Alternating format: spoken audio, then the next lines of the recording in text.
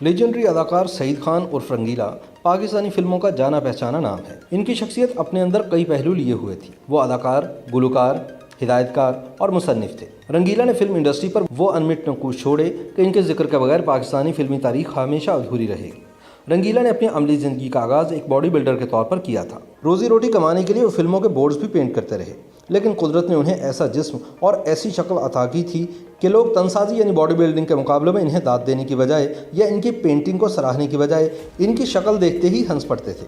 چنانچہ رنگیلا نے فلمی دنیا میں اپنی قسمت آزمانے کا فیصلہ کیا، جو درست ثابت ہوا۔ عجیب و غریب شکلیں بنانا اور جسم کو الٹے سیدھے انداز میں مٹکانا رنگیلا کی اداکاری کا ترہ امتیاز تھا، اور کتنی عجیب بات ہے کہ انہی خوبیوں کی بنا پر وہ کئی دہائیوں تک پاکستان کی فلم نگری پر راج کرتے رہے۔ بالخصوص منور ظریف اور رفیع خاور عرف ننھا کی وفات کے بعد وہ تنہائی فن مزاح کے شاہسوار تھے۔ کوئی بھی فلم بنا رہا ہو تو کہانی کے بوجھل مناظر کو وقتی طور پر دور کرنے کے لیے رنگیلا کا ہی انتخاب کیا جاتا۔ دور تو ایسا بھی رہا کہ جب ہیرو اور ہیروئن سے زیادہ رنگیلا کو اہمیت دی جاتی، جبھی تو ہر اداکار یہ مقام اور رتبہ پانے پر رنگیلا پر رشک کرتا۔ رنگیلا کو پاکستانی جیری لوئس کہا جائے تو غلط نہیں ہوگا۔ ہالی ووڈ کامیڈین اسٹار کی طرح رنگیلا نے بھی جسمانی حرکات اور چہرے کو بگاڑ کر مکالمات کی ادائیگی سے غیر معمولی شہرت پائی۔ پارا چنار میں پیدا ہونے والے محمد سعید خان عرف رنگیلا کی زندگی کا سفر دکھوں، تکلیفوں اور پریشانیوں سے معمور رہا۔ صرف 1 سال کی عمر میں سر سے ماں اور باپ کا سایہ اٹھ جانے کے بعد رنگیلا نے پشاور کا رخ کیا تو 7 بہن تھی۔ محفوظ مقام اور بہتر مستقبل کی تگ و دو میں زندگی نے کئی آزمائشوں کے سامنے لا کھڑا کیا۔ تعلیم کیا حاصل کرتے، 2 وقت کی روٹی کی جدوجہد شروع کر دی۔ محنت مزدوری کر کے اپنی اور بہن کی زندگی میں بہار لانے کی جستجو رہی۔ ڈرامائی موڑ تو اس وقت آیا جب دلیپ کمار کی فلم سینما میں دیکھی تو جیسے وہ شہنشاہ جذبات کے سحر میں کھو سے گئے۔ فیصلہ کیا کہ میں بھی ایک ایسا ہی مقام اور شہرت حاصل کروں گا۔ جبھی پشاور سے لاہور کا سفر طے کرنے کا ارادہ کیا، خالی جیب پیروں کی زنجیر تو بنی لیکن خود کو اس سے آزاد کرنے کی ٹھان لی تھی۔ گو کہ رنگیلا نے پہلی بار جس فلم میں اداکاری دکھائی وہ سن 1958 میں آئی، لیکن ان کی اداکارانہ صلاحیتوں کا اصل امتحان تو اس وقت شروع ہوا جب وہ پشاور سے لاہور جانے کے لیے ٹرین میں سوار ہوئے تھے، اور تب ٹکٹ چیکر آیا تو 1000 رکعت کی نیت باندھ کر نماز پڑھنے میں مصروف ہو گئے۔ تھک ہار کر ٹکٹ چیکر ناکام لوٹنے لگا تو ٹرین میں سوار ادھیڑ عمر کی خاتون نے رنگیلا کے ٹکٹ کی رقم دی، جو ان کی اس غیر معمولی اداکاری کی پہلی پرستار بنی۔ رنگیلا شروع سے ہی اداکاری کرنا چاہتے تھے، لیکن صرف ایک موقع کی تلاش میں تھے۔ لاہور آ کر پینٹر آزاد کے ساتھ فلمی پوسٹر بنانا شروع کیے تو نگار خانوں تک رسائی ملنے لگی۔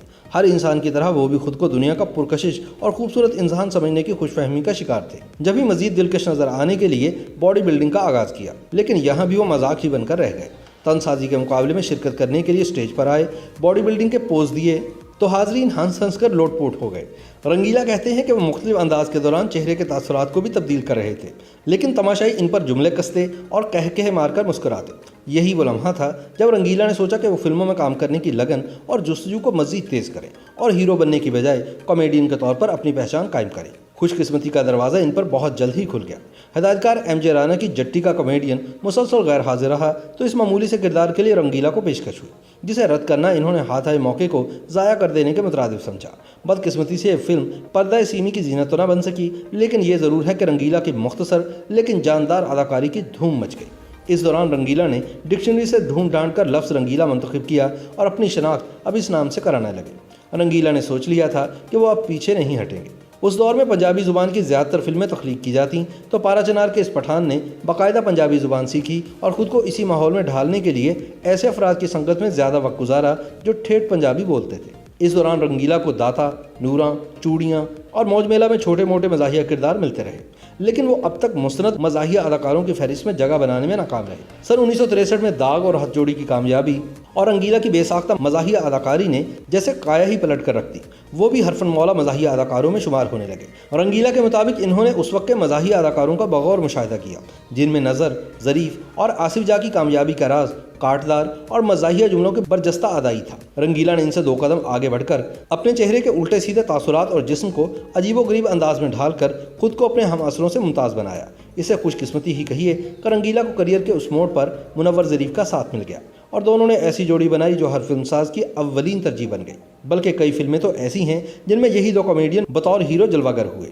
رنگیلا نے کم و بیش 650 سے زائد فلموں میں کام کیا۔ इनमें 244 उर्दू, 395 पंजाबी और 19 फिल्में पश्तो ज़ुबान की भी थीं। बतौर प्रोड्यूसर और हिदायतकार भी इनकी सलाहियतें निखर कर सामने आईं। सन 1973 में जब इन्होंने संजीदा मौजू के गिर्द घूमती, दिया और तूफान की हिदायत देने का ऐलान किया तो बहुत सौ ने इनका मजाक उड़ाया। रंगीला की ख्वाहिश थी कि फिल्म में हबीब काम करें, लेकिन इन्होंने अनाड़ी हिदायतकार होने के खदशे के पेश नज़र साफ इनकार कर दिया। कुछ ऐसा ही मौसीकारों और नगमा निगारों ने भी रवैया इख्तियार किया। हद तो ये हो गई कि फिल्म साज भी इस तख्लीक की तकसीमकारी में दिलचस्पी नहीं दिखा रहे थे। ऐसी सूरत हाल में रंगीला ने गैर मारूफ मौसीकार कमाल अहमद को मुंतखब किया, जिन्होंने दिलों के तार छेड़ने वाली धुनें बनाई, जबकि रंगीला की हिदायतकारी का मयार भी मंझे हुए तख्लीककार की तरह रहा। दिलचस्प सूरत हाल तो उस वक्त हुई जब रंगीला ने भी गाने की जिद पकड़ ली। मौसीकार कमाल अहमद भी परेशान थे, इनकार की सूरत में फिल्म से महरूम हो सकते थे, लेकिन इन्होंने जहानत का मुजाहरा करते हुए रंगीला के सामने ये शर्त रखी कि वो खुद ये गीत तैयार करेंगे। रंगीला की हामी भरने के बाद ये गीत गा मेरे मनवा गाता जा रे तैयार हुआ, जिसे इन्होंने गाया, लेकिन फिल्म में एजाज पर अक्सबंद किया गया। ये गाना उस वक्त से अब तक अपनी मकबूलियत नहीं खो सका। यूं बतौर गुलकार भी रंगीला ने खुद को मनवा लिया। इस गीत के बाद कॉमेडियन ने कई और गीत भी गाए। रंगीला की दिया और तूफान हाउसफुल रही और हफ्तों तक सिनेमा घरों में लगी रही। जो नाक़िदीन इनको मस्खरा होने का ताना देकर इनका मजाक उड़ाते, इन पर तंज करते, अब वो भी इनकी फिल्म में काम करने के लिए बेचैन रहते। इस फिल्म के बाद रंगीला ने रंगीला, दिल और दुनिया और दो रंगीले बनाकर खूब शोहरत समेटी। लेकिन वो जो कहते हैं कि हर कमाल को ज़वाल है, एक दौर ऐसा भी आया कि रंगीला की बनाई हुई बेशतर फिल्में बुरी तरह नाकामी से दुचार हुईं। इनमें मेरी मोहब्बत तेरे हवाले, कुबड़ा आशिक, सुबह का तारा और औरत राज नुमायाँ हैं। ढलती हुई उम्र और लोगों का ज़ौक़ बदलने की वजह से वो याद माजी बनते रहे। 4 दहाइयों तक राज करने वाला ये बासलाहियत फ़नकार उम्र के आखिरी हिस्से में स्टेज ड्रामों में भी जलवागर हुआ। शिकवा बस यही रहा कि बुढ़ापे की दहलीज पर कदम रखने के बाद कई अहबाब ने इन्हें वाकई याद माजी बनाकर रख दिया।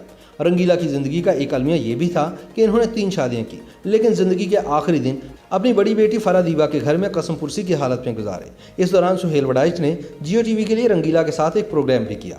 जब सुहेल वडाइच ने इनसे मद्दाहों के लिए कोई पैगाम देने के लिए कहा तो रंगीला बोले, मेरी नसीहत नहीं बल्कि मेरी वसीयत है कि मर्द को 1 से ज़्यादा शादियाँ नहीं करनी चाहिए और कभी भी अपनी ज़िंदगी में अपना मकान अपनी बीवी के नाम नहीं करना चाहिए। रंगीला ने बताया कि मैंने 3 शादियाँ की और 3 मकान बनाए, जो मैंने तीनों बीवियों के नाम कर दिए, और नतीजा ये है कि आज मैं खुद बेघर हूँ और बेटी के घर में पड़ा खार हो रहा हूँ। YouTube पर गूगली न्यूज देखने के लिए youtube.com की सर्च बार में गूगली न्यूज टीवी टाइप करें। गूगली न्यूज के पेज पर सुर्ख रंग के सब्सक्रिप्शन वाले बटन पर क्लिक करना ना भूलिए। YouTube पेज पर अपलोड होने वाली वीडियोस से बाखबर रहने के लिए बेल आइकन पर क्लिक कीजिए। आपको हर नई वीडियो के बारे में नोटिफिकेशन मौसूल हो जाएगा।